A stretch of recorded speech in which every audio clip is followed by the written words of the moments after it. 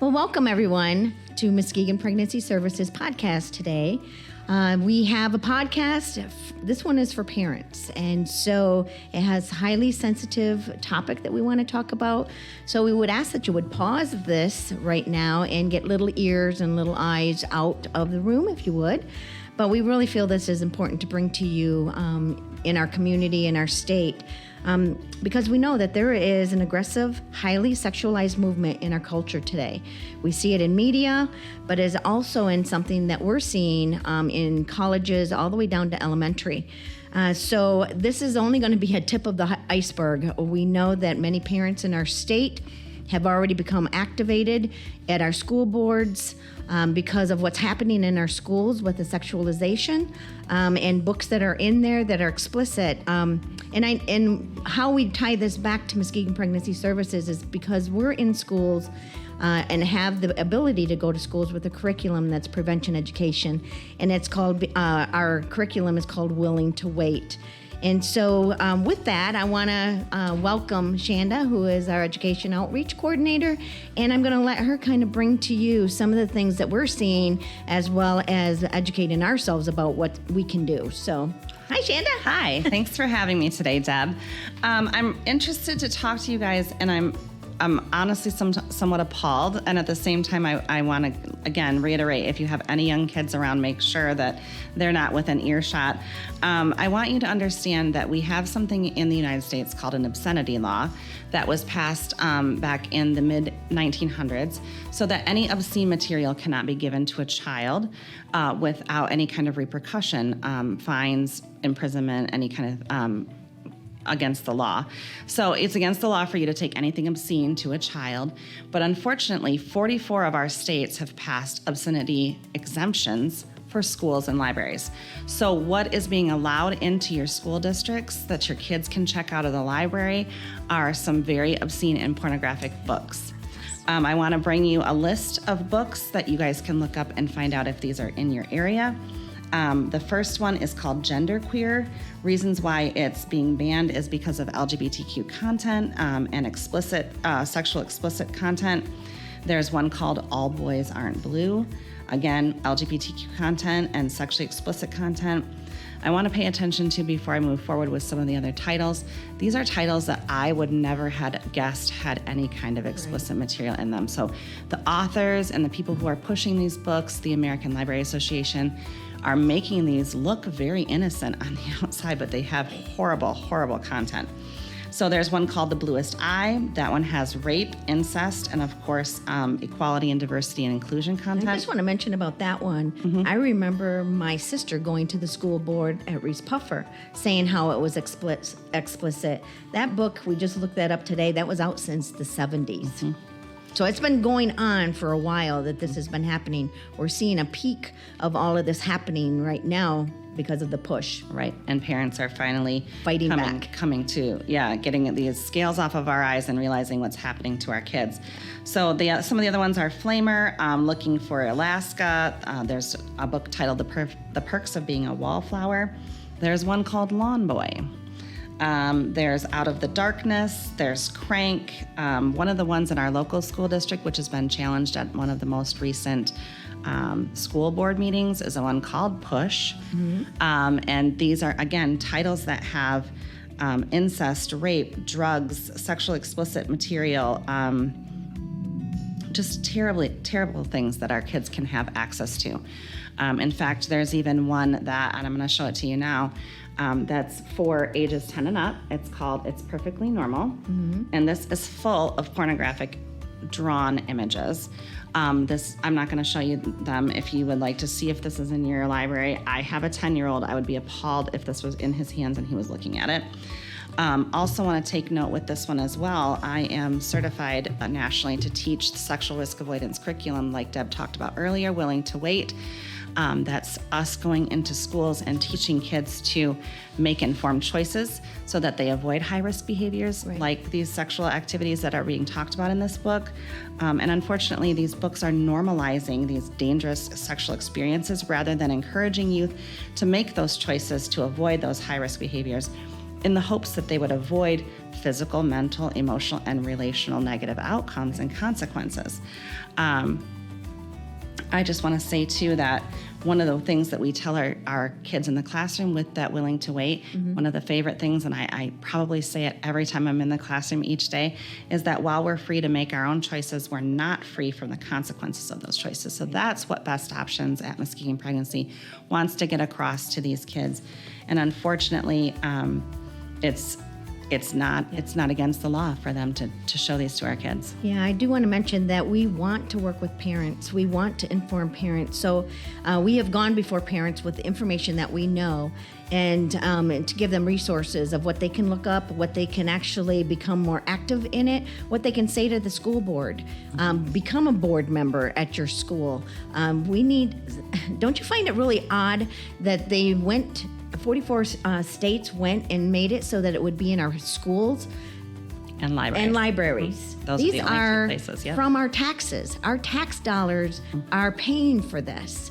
And I think we need to take the scales off as parents, as grandmas, as mama bears, daddy bears. We need to wake up to see what's happening to our kids. Yeah, it is unfortunate because those community tax dollars are not reflective of the community standards. There's a great toolkit that Karen England puts together. She's under the name The Kitchen Table Activist, and she's got an incredible toolkit that you can download free. It's called Porn in Schools Toolkit, and she breaks down how to find this information, whether these books are in your schools, how to go ahead and go against the school board. But I want to talk about community standards compared to those community tax dollars again. So in a poll done in 2022 by the Rasmussen report, it says that 89% of the vast majority are opposed to sexually explicit books in public elementary school libraries. 79% polled say they're opposed to the sexually explicit books in middle schools, and almost 70%, so 69% of voters believe books containing explicit depiction of sex acts, including homosexual sex, should not be present in public high school libraries. And unfortunately, that's not happening, and that's not reflecting our community standards. So our tax dollars instead are being used to flamboyantly do drag shows and setting up tables and celebrating Banned Book Week. Another thing that just talking about that was in October, the beginning of this month. It's called Banned Book Week, and that is from the ALA, which the libraries are basically saying that people that want to ban books, explicit books in schools, are trying to censor our schools, censor our kids. When you talk about going to a movie, they rate the movie so that kids under 17 or 16, cannot go to them. Right. So they've kind of, while we were sleeping, parents and grandparents and teachers, while we were sleeping, they pushed through this several years ago, and now we're seeing the results of a lot of what this has been doing to our kids. And again, Karen England, who also is with the Capital Resource Institute, she's got an entire list, and I didn't print it out in color, but it's sex on the school calendar. And this is a list of all of the different things that are celebrated at your public school level. And like we said, some of them are. Yeah, so again, like Deb said, that October 1 through 7 was Banned Book Week. Okay, and then all month of October is LGBTQ History Month. October 11th was National Coming Out Day. October 18th was International Pronouns Day. We have, in November, a Transgender Awareness Week. All month is Trans Awareness Month. We've got all sorts of different things here on this list that honestly, I'm just sad that our tax dollars are being spent to celebrate this kind of thing. And again, I think that we need to bring awareness to parents so that they can bring it to our school board. What I'm really surprised about, being both of us are SRAS specialists when it comes to sexual risk avoidance, there's certain things that we cannot talk about in schools. We're governed under the Michigan Department of Education. However, they can celebrate these sexual days or sexualization days without having to go through what's called an SEAB board, Sexual Education Advisory Board.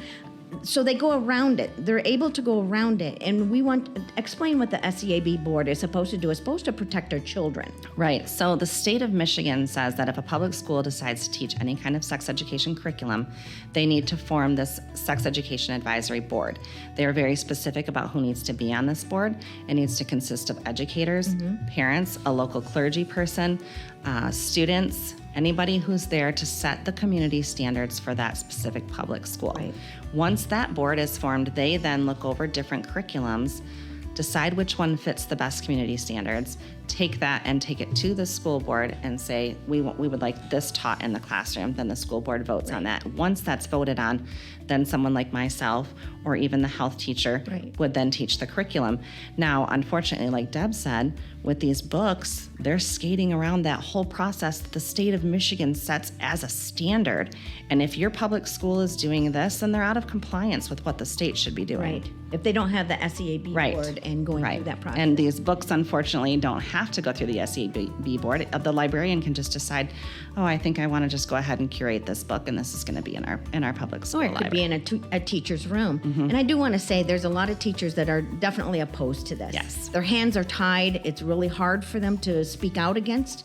Some of them do, and I thank you for that, because we do all need to stand up and speak out, because what is the over picture of them sexualizing our kids? I just want to point out is that it's $1 billion industry. What's happening, and we can talk about abortion here, that it's $1 billion industry. And we've seen documentaries that they're trying to present these things to teenagers. They want to see a girl have 5 abortions by the time she's 21. But when we're talking about transgender, we're talking about being able to do those kinds of things, having to take a pill the rest of your life, that is $1 billion industry. And so we're seeing, I want to say, a result of us being asleep as parents, as moms, dads, and we need to step up. So there are some things we can do, and we wanted to bring those to you as well. Yeah, so just to wrap up what Deb just said, the distribution of this material off school grounds would be considered criminal, but exposing our children to it during school hours is somehow deemed educational. Right. So that means... I want to repeat that. Yeah. One more time. So distribution of this material off school grounds would be considered criminal, but exposing our children to it during school hours is somehow deemed educational. That's so as parents really need to take action, and after this podcast and included in the comments below, we'll give you some links to some really great things, including this toolkit from the Kitchen Table Activist and Karen England. If you go YouTube her or find her podcast, she's an amazing activist, an incredible woman who's been doing this fight on the ground for years. Right. So I really encourage you parents to get out and find out where our school stands, and she gives a wonderful layout of how you can go about finding what the rules are in your district, how you could go about, putting something up against the school board that we want to ban this book, and if you don't have certain laws in your school district about this, how we can get those laws in order so we can use our community tax dollars to reflect community standards. I want to mention that in Michigan, I'm really proud of the parents. We are the number 2 in the states that our parents are going to the schools to get these books out of schools. So good job, parents. This should be all across the country. However, just with that note, we are the second to the last in our curriculum or educational ranking. Yes. So we need to focus on math and the education that these kids need to focus on, rather than all of this other stuff that they're putting a lot of our tax dollars to. Right. So I wanted to mention that because we just read that on the way. That was pretty interesting, that Michigan is second to trying to react to Parents what's are happening. getting activated to go ahead and try to ban these books and get the garbage out of the schools. So what do you think, how does this affect young people today? What do you think the effects of that on them emotionally, So I think we've seen a rise, especially since COVID, in depression and suicide in our young people. And I think that giving this kind of information to children at a young age who are not mentally ready for that kind of information, and confusing for one thing. It's very confusing, and it's not, again, encouraging them to make healthy choices. It's instead pushing this risky behavior. Yeah, I want to mention something. I just heard someone say that they had their child was crying going to sleep, and they were afraid to go to sleep because they thought they'd wake up as a boy. These kids are not ready for this kind of conversation. Right. And going back to that book that we have, there is a whole chapter in it about abortion. When we, as an SEAB trained curriculum for prevention, can't even talk about abortion in our curriculum, but they have it in a book that's for ages 10 and up. 10 and up, yep. So the state does not allow any of us who are certified to teach in the classroom to talk about abortion. We can define it, and that's it. We cannot get into any other discussion. And it's interesting how, again, they've skated around those state laws, and they're pushing this agenda even for abortion to kids as young as 10. Right. Yeah. So again, going back, how does that connect with best options in our prevention education? So again, prevention education with Willing to Wait, we are trying to teach children to make choices to avoid those high-risk behaviors in hopes to achieve optimal health. And we want them to avoid physical, mental, emotional, and relational negative outcomes and consequences. And so that's what Willing to Wait is there to do, to teach these kids to make the best choices. Because again, we are free to make our own choices, but we are not free of the consequences of those choices. Sure. I guess when I think about that, and I think of how they're trying to normalize all of these actions in these books, it's so counterproductive in what we're trying to do. And I think what parents you need to know is that our curriculum, sexual risk avoidance, the survey across the country have looked at this curriculum versus our SRR that wants to see reduction of risks. We want to avoid them altogether, but they're normalizing these actions, and it's really, I want to say, dangerous for our kids to see that these are normalizing. I mean, pornography, it's normalizing pornography. And when you think of like the Jeffrey Dahmers and all of the people that were, lifelong in jail or Criminals, actually, yeah. It points back to pornography, being addicted to that type of stuff. And the research showing today is that 9-year-olds are addicted to pornography. We need to take the phones away from them, for one thing, or put guidelines and regulations on our cell phones for kids and our grandkids. But parents, we want to give you some resources. Please look down on our podcast. We're going to put some links there. Yep. I do want to mention, in your area, you can go on Facebook and you can look up concerned parents for whatever your school system is. I know in West Michigan, we have some really great parent networks that are doing a really good job, but there's also a statewide networks that we need to engage you all in. So yes, and actually there's another I wanted to mention before we finish up.